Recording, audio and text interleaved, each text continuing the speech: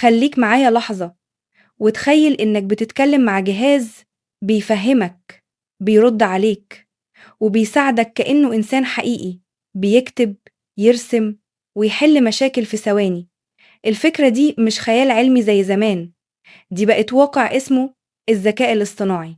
مرحبا بكل متابعين قناة ترند بوكس.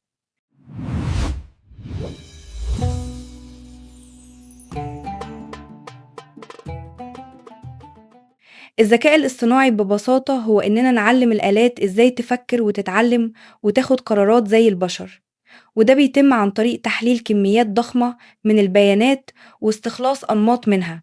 التكنولوجيا دي بقت موجودة في كل حاجة حوالينا، تقريبا من الموبايل اللي بيفتح ببصمة وشك للتطبيقات اللي بترشح لك فيديوهات على حسب اهتماماتك، لحد العربيات اللي ممكن تمشي لوحدها من غير سواق. الفكرة بدأت من سنين طويلة، لكن التطور الحقيقي حصل لما الكمبيوترات بقت أسرع والبيانات بقت أكتر، فبقى ممكن تدريب الأنظمة على التعلم بشكل أذكى وأسرع.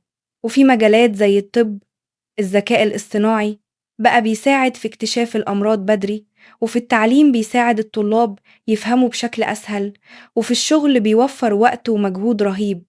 بس في نفس الوقت في ناس قلقانة من الذكاء الاصطناعي وبتسأل: هل ممكن ياخد شغل البشر؟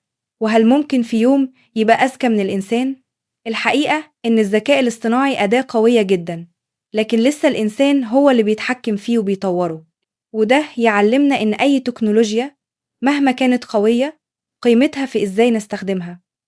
وفي الآخر الذكاء الاصطناعي مش مجرد برامج أو أجهزة، ده مستقبل بيتبني قدام عينينا، وكل يوم بيكبر وبيغير شكل حياتنا.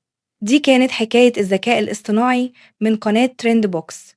ولو حابب نكمل رحلتنا مع أسرار التكنولوجيا والعالم الحديث، ما تنساش لايك واشتراك.